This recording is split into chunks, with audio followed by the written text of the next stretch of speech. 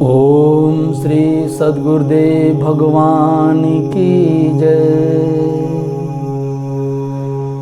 बंदं गुरुपद कंज कृपा सिंधु नरे रूप हरि महामोहतम पुंज जासु वचन रवि कर निकर। ओम श्री सद्गुरुदेव भगवान की जय। आज का प्रश्न है कि गुरु के क्या लक्षण होते हैं। हमारे महापुरुषों ने, संतों ने गुरु के क्या लक्षण बताए हैं, विस्तार पूर्वक हम बताएंगे और आप ध्यान पूर्वक सुने। हमारे समाज में एक बड़ी ही भ्रांति है कि गुरु बना लेना चाहिए, बगैर गुरु के कल्याण नहीं है। और हम दौड़ करके किसी आचार्य को, किसी व्यास को, न जाने कैसा भी हो, जिसका प्रचार प्रसार खूब हो रहा है, जिसके आगे पीछे खूब भीड़ चल रही है, हम वहाँ जाके गुरु बना लेते हैं और आजीवन उसकी बेड़ियों में जकड़े रहते हैं। चाहे हमारा कल्याण हो, चाहे सर्वनाश हो, इस पर हम विचार नहीं करते। तो हमें देखना ये है कि गुरु कौन है। हमारे सत्पुरुष महापुरुष गुरु के लक्षण क्या बताते हैं, उनके अंदर ये लक्षण पाए जाते हैं तो वास्तव में वही गुरु बनाने योग्य हैं। तो जैसे परमानंद जी, परमहंस महाराज जी कहते हैं कि ब्रह्म वेत्ता वक्ता सुरत गुरु के लक्षण जान। ये गुरु के लक्षण हो गए। ब्रह्म वेत्ता, उनकी मुख से ब्रह्म वाणी निकलेगी। जब बोलें तो हर गुण बोलें, मौन रहे तो नाम जपावें। जब भी बोलेंगे हरि चर्चा करेंगे, हरि का ही गुणानुवाद करेंगे। और जब मौन रहेंगे तो नाम में सुमिरन में लगे रहते हैं और दूसरों से भी जपाते हैं। तो जब बोलें तो हरि गुण बोलें और मौन रहें तो नाम जपावें। तो ब्रह्मवेत्ता वक्ता, वो भली प्रकार ब्रह्म को जानने वाले होते हैं, उस परम तत्व परमात्मा को जानने वाले होते हैं और वही वाणी उनके मुख से निकलती है। सूरत, और जो मन की दृष्टि है इसी को सूरत कहते हैं। हमारी मन की दृष्टि सूरत को समेट करके परम तत्व परमात्मा में लगा दें, ये गुरु के लक्षण हो गए। और इच्छा राखे मोक्ष की ताय शिष्य पहचान। शिष्य वो है जो केवल हृदय में मोक्ष की इच्छा को रखता है, ये शिष्य के लक्षण हो गए। ये हमारे परमहंस परमानंद महाराज जी कहते हैं। कबीरदास जी का कहना है कि सो सद्गुरु मोहि भावे जो आवागमन मिटावे। मुझे वो सद्गुरु गुरु भाता है जो आवागमन का अंत कर दे। और संतो सद्गुरु भक्ति आनी। कबीरदास जी कहते हैं कि हे संतो, भक्ति, भक्ति माने होता है जुड़ना। एक परम तत्व परमात्मा से जुड़ना ही भक्ति है और एक परम तत्व परमात्मा से अन्यत्र यहाँ वहाँ भटकना भक्ति के नाम पर ये विभक्ति है। सच्चा भक्त भक्ति वो कर रहा है जो एक परमात्मा से जुड़ गया है और ये संभव है सद्गुरु से। सद्गुरु के द्वारा ही इस भक्ति को हम प्राप्त करेंगे। तो सद्गुरु भक्ति आनी, कबीरदास जी कहते हैं। बहुत से गुरु बन करके आज समाज में बड़ा प्रचार प्रसार कर रहे हैं और कहते हैं कि तुम मर जाओगे तुम्हारी मुक्ति हो जाएगी। कबीरदास जी कहते हैं इस भ्रमजाल में मत रहना कि अवधू जीवत में कर आशा। वधू कहते हैं जैसे घर पर अरे उसकी वधू है, माने बहू। लेकिन हमारे महापुरुषों की दृष्टि में ये माया रूपी नारी जो इससे उपराम हो गए हैं वो अवधू कहलाते हैं। जो इस माया रूपी नारी से उपराम हो गए हैं उन्हें अवधू कहते हैं, और हम सब भी अवधू हैं। जब उन सद्गुरु के द्वारा बताई हुई साधना करेंगे, चिंतन में लगेंगे, तो हम भी इस माया रूपी नारी से उपराम हो जाएंगे। इसलिए अवधू जीवत में कर आशा, जीते जी आशा रखो। और जीते जी कल्याण है कि मुए मुक्ति गुरु कहे स्वार्थी। जो कहते हैं मरने के बाद मुक्ति हो जाएगी, कल्याण हो जाएगा, वो गुरु नहीं, वो स्वार्थी गुरु हैं। कि मुए मुक्ति गुरु कहे स्वार्थी, झूठा दे विश्वासा। वो झूठा विश्वास देख रहे हैं, वो झूठा विश्वास दे रहे हैं। अवधू जीवत में कर आशा। तो कबीरदास जी किसकी तरफ इंगित कर रहे हैं? सदगुरु, सह माने परमात्मा, जिन्होंने सत्य को भली प्रकार जान लिया है। गु माने अंधकार, रु माने प्रकाश, जो इस मोह रूपी अंधकार से, इस अज्ञान रूपी अंधकार से निकल करके उस परम तत्व परमात्मा के प्रकाश में स्थित हैं, जो सहज प्रकाश रूप में स्थित हो गए हैं, वो गुरु हैं। ये नहीं 4 चौपाई आ गई, 2 श्लोक पढ़ना सीख लिए, 10-20 किताबों का ज्ञान हो गया, बढ़िया से गाना बजाना आ गया और हो गए हम गुरु। या 1000, 10,000, 20,000 की भीड़ हमारे आगे पीछे चलने लगी, हम हो गए गुरु। ऐसे गुरु नहीं। गुरु वो होता है जो हमारे अंतःकरण से मल आवरण को दूर कर दे और जीते जी हमें मुक्ति दे दे। गुरु वो है कि जो मैंने पाया है वो तुम भी पा सकते हो। गुरु वो नहीं है कि जो मैंने पाया है वो तुम नहीं पा सकते। और ये क्षमता, योग्यता केवल सद्गुरु के पास होती है, तत्वदर्शी महापुरुष के पास होती है। तो अवधू जीवत में कर आशा। तो जीते जी ही मुक्ति है। और संतो सदगुरु अलग लखाया। और सदगुरु वो लखा देते हैं जो लिखने में नहीं आता।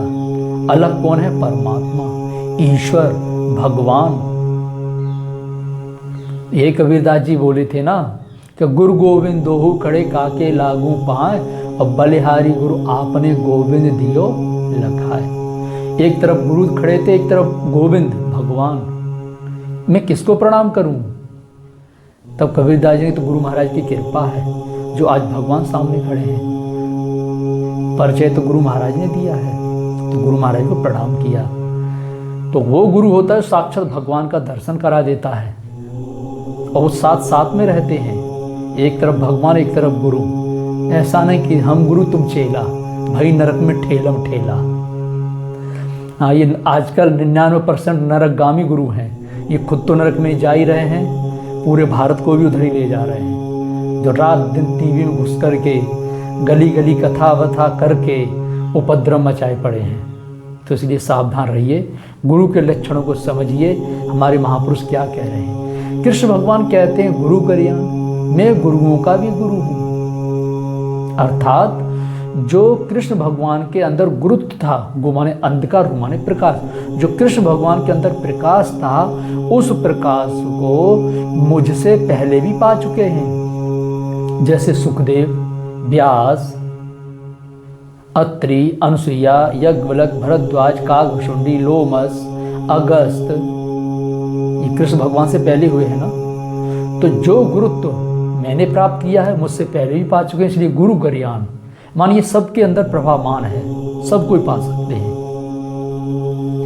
तो जिसके अंदर अंधकार समाप्त हो गया है, ईश्वरीय प्रकाश स्वरूप में स्थित हैं, वही वास्तव में गुरु हैं।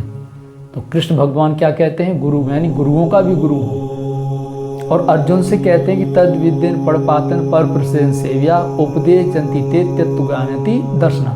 क्या अर्जुन, तुम किसी तत्वदर्शी महापुरुष की शरण में जाओ, निष्कपट भाव से उनकी सेवा करो, उन्हें दंडवत प्रणाम करो और उनसे प्रश्न करो। वो ज्ञानी जन तुम्हें उपदेश करेंगे, उपदेश ही नहीं सद्मार्ग पर भी चलाएंगे और तुम्हें साक्षात्कार करा देंगे। किसका? परम तत्व परमात्मा का। तो अर्जुन के सामने तो कृष्ण भगवान खड़े ही थे, तो फिर किस तत्वदर्शी के पास भेज रहे हैं? अर्थात कहने का तात्पर्य यह है कि भविष्य में आप लोगों के अंदर ये भ्रांति ना हो जाए कि कृष्ण भगवान तो चले गए, अब हम कहाँ तत्वदर्शी खोजें। तो ऐसे महापुरुष सद्गुरु सदैव इस धरती पर रहते हैं, आज भी हैं और आगे भी रहेंगे। तो शरण किसकी लेनी है? सद्गुरु की, तत्वदर्शी की, ना कि गुरु खड़ा बाजार में हमसे कंठी लेओ और स्वर्ग जाओ चाहे नरक में हमें रुपया देओ। ऐसे गुरु नहीं। और श्री राम भगवान श्री राम कृष्ण, इनका नाम आता है कि राम कृष्ण से को बड़ा तेनहु तो गुरु कीन, और तीन लोक के वे धनी गुरु आज्ञा आधीन। कि राम और कृष्ण से कौन बड़ा है, लेकिन इन्होंने भी गुरु बनाए। तो हम सोचते हैं कि भैया गुरु बना लें, नहीं तो हम लोग निगुरा रह जाएंगे। तो कृष्ण भगवान के गुरु कौन थे? सांडिल्य, आध्यात्मिक गुरु। पुरोहित गुरु कौन थे? गर्ग, आध्यात्मिक जानकारी उनको भी थी। तो कृष्ण भगवान के एक नहीं दो गुरु हुए। अब हम लोग किसी गुरु के पास जा करके उसी में उलझ जाते हैं कि भैया हमने तो गुरु बना लिए हैं, हमने गुरु दीक्षा ले ली है, अब हम गुरु नहीं बनाएंगे। जब तक सद्गुरु ना मिल जाए तब तक गुरुओं की कतार लग जाए, आप घबराइए मत। जब सद्गुरु मिल जाए तो समझो गुरु वाली क्लास पूरी हो गई। तो कृष्ण भगवान के एक नहीं दो गुरु, कृष्ण भगवान भी के तो दो गुरु, एक से दो। तो भगवान राम के, भगवान श्री राम के भी एक गुरु नहीं, दो तो कन्फर्म ही हैं। पहले पुरोहित गुरु वशिष्ठ, आध्यात्मिक गुरु भी थे। दूसरे गुरु विश्वामित्र, जिन्होंने शस्त्र विद्या का ज्ञान कराया और वो शिक्षा दी, वो ज्ञान दिया कि जाते लागे न क्षुधा पिपासा, अतुलित बल तन तेज प्रकाशा।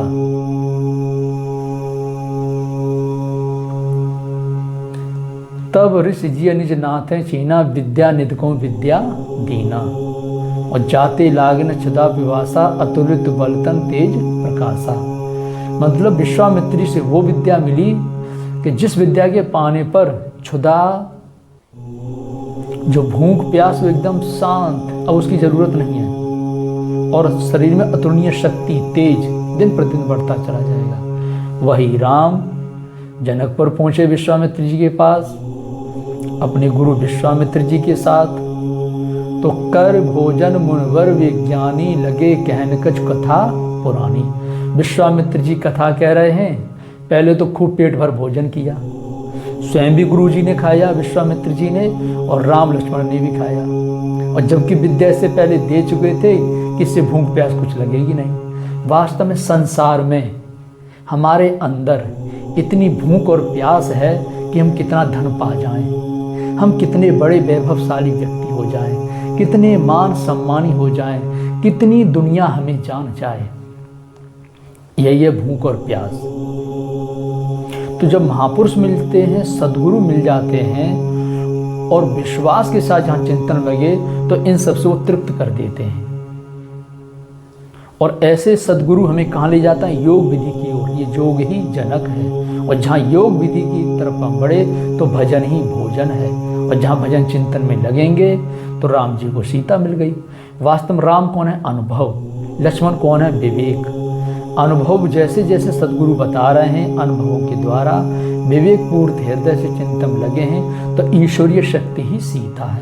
तो हमारे हृदय में ईश्वरीय शक्ति उतर आएगी, उतर नहीं, वो प्राप्त हो जाएगी। और फिर राम जी जब वनवास में गए तो वाल्मीकि जी से उपदेश लेते हैं, अत्रि जी से उपदेश लेते हैं, अगस्त जी से उपदेश लेते हैं। यहाँ तो गुरुओं की कतार लगी है। और आप कहते हैं एक गुरु बना लिए, अब हम गुरु नहीं बनाएंगे। गुरु और सद्गुरु में बहुत अंतर है। कैसा अंतर है? कि गुरु और पारस में बहुत ही अंतरो जान। वो लोहा सोना करे, गुरु कर ले आप समान। जैसे पारस और गुरु, सद्गुरु। पारस तो लोहे को सोना करती है, लेकिन गुरु अपने बराबर, अपने समकक्ष बना लेते हैं। संसार में आज जो गुरु बने हैं, इन गुरुओं ने कितने अपने जैसे चेला बना दिए। जो चेला बनाए अपनी जैसी योग्यता उनके अंदर दिए। और महत्वपूर्ण योग्यता है भगवत स्वरूप को प्राप्त करा देना। सांसारिक भोग ऐश्वर्य वस्तुएं तो कोई भी दे सकता है, आप कहीं से भी पा सकते हो, लेकिन मूलतः सद्गुरु के द्वारा मुक्ति और कल्याण परम शांति प्राप्त होती है।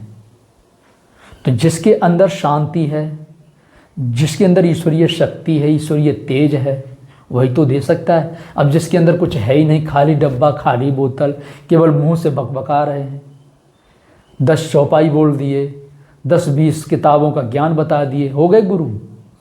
नहीं। सद्गुरु को ढूंढिए। सद्गुरु के पास हम नहीं पहुंच पा रहे हैं, इसलिए आज हम धक्का खा रहे हैं, नाना प्रकार की भ्रांतियों में उलझे हुए हैं। सद्गुरु के पास आप पहुंच जाएंगे तो इन भ्रांतियों का उन्मूलन हो जाएगा। तो कबीरदास जी कहते हैं सद्गुरु भक्ति आनी, सद्गुरु से भक्ति मिलेगी। सो सद्गुरु मोह भावे जो आवागमन मिटावे, वो सद्गुरु जो आवागमन को मिटा देते हैं। और परमहंस महाराज जी, जिसने ब्रह्म को जान लिया है, ब्रह्मवाणी उनके मुख से निकलती है और हमारे मन की दृष्टि सूरत को समेट करके भगवान परम तत्व परमात्मा में लगा देते हैं। तो वास्तव में गुरु बहुत से हो सकते हैं, हर क्षेत्र में गुरु, बस का गुरु, ईंट जोड़ने का गुरु, और बनारस में तो भाषा का गुरु, गठल। तो गुरु से मिलते हुए सद्गुरु तक पहुंचना है। और जब तक सद्गुरु नहीं मिल जाए तब तक आप कितने भी गुरु बदल सकते हो।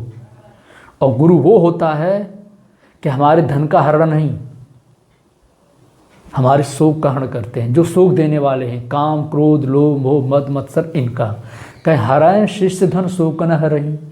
जो शिष्य के धन का तो हरण कर लेते हैं, लेकिन शिष्य के शोक को हरण नहीं करते। ते गुरु घोर नरक मुँह पर गई।